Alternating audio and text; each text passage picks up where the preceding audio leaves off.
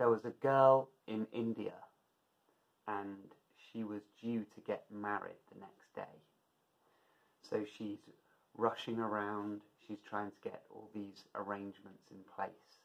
She's got to go and speak to the priest, she's got to arrange all of the flowers, she's got to worry about all of the meals and everything. She's full of excitement. And then she's going to go and get to meet her beloved, and she's got to make sure all the invitations are there, get all the seats ready. And as she's doing all of her chores and going about, she has to go over to the next village to make sure everything's okay with all of the arrangements and where they're going to get married. And on the way, she's walking along the path, her head full of all these things, and then suddenly, in front of her, there is a tiger. It has its teeth out and it's snarling and it's looking at her hungrily. In Buddhism, they say, welcome the tiger on your path, because in that moment, everything was gone. Completely empty. Because in that moment, she was snapped out of her illusions. She was snapped straight out of it, because all of a sudden, the priest gone, arrangements gone, food gone, catering gone, everything gone, gone, gone. Nothing. Because the tiger is right there. It snaps you out of your complacency. Looking at it in the right way, you could see what's going on currently with coronavirus and everything as the tiger on your path, on everyone's path, because it forces into question everything about your life. It immediately causes you to start questioning things and start taking a deeper look at everything. What if the supermarket's shut? How are you going to eat? What if all the services aren't available? What if you get sick? What about your loved ones?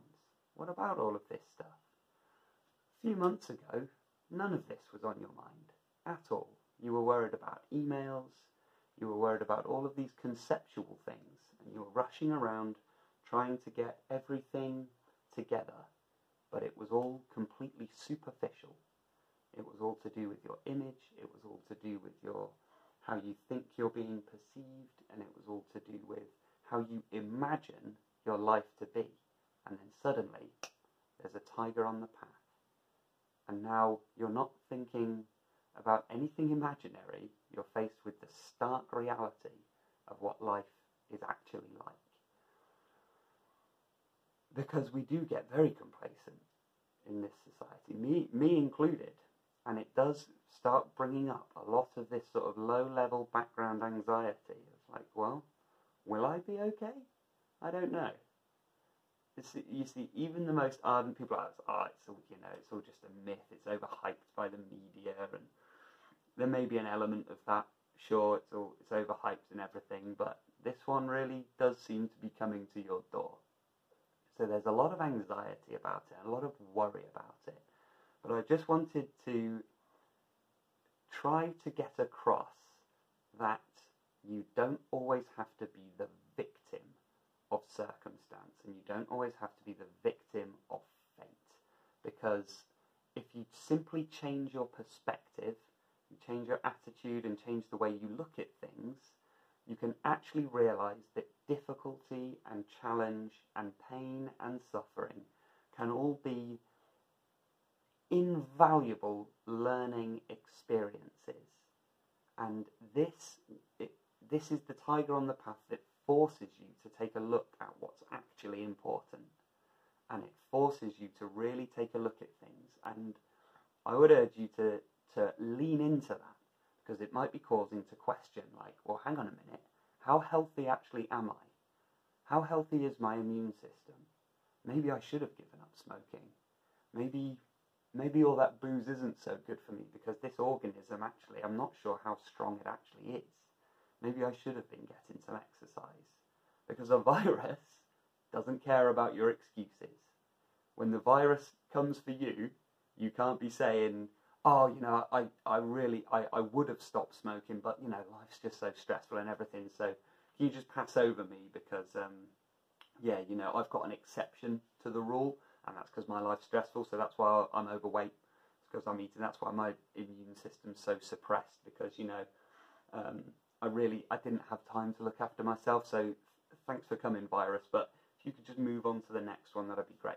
The virus isn't going to care about any of that. So this should, you can use this tiger on the path to start taking a look at things and actually recognizing what's actually important and what really is important. I also wanted to get across that part of the problem now is the worry and anxiety about it all. And you can adopt a slightly different, a shift in perception, because I guarantee now you've probably done all of the preparation that you can do, and now it's a case of, well, whatever happens, happens. So this is an opportunity to practice that, because anxiety isn't going to change anything. Worry about the situation will not change anything. If anything, the anxiety and worry will cause stress, which will suppress your immune system. So we want to eradicate and eliminate as much anxiety as possible.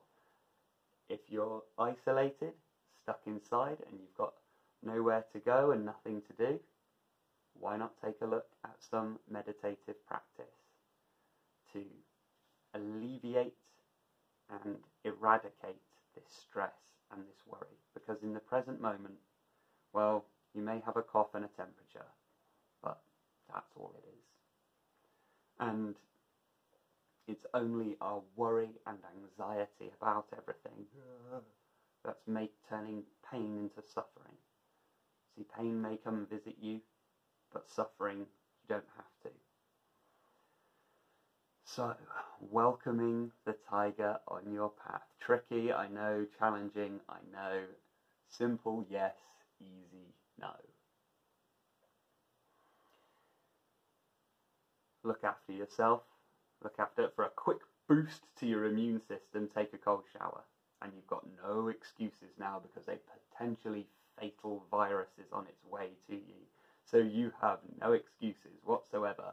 Get into that shower, nice deep breaths, get hyped up for it, psyched up for it, get it onto that cold, bam, 5 minutes, whoo! It'll be a feeling like you've never felt before. It's also going to cause you to hyperventilate, so you're going to clear those lungs, clear everything out, gets the blood flowing, gets everything moving. So that's a quick win if you want to boost that immune system. And if you are questioning and worried about mortality, because at the end of it all, that's the root cause of most of our anxiety, well, I have something for you for that too.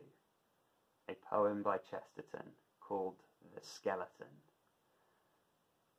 Chattering finch and water fly are not merrier than I. Here, among the flowers I lie, laughing everlastingly. No, I may not tell the best. Surely, friends, I might have guessed. Death was but the good king's jest. It was hid so carefully.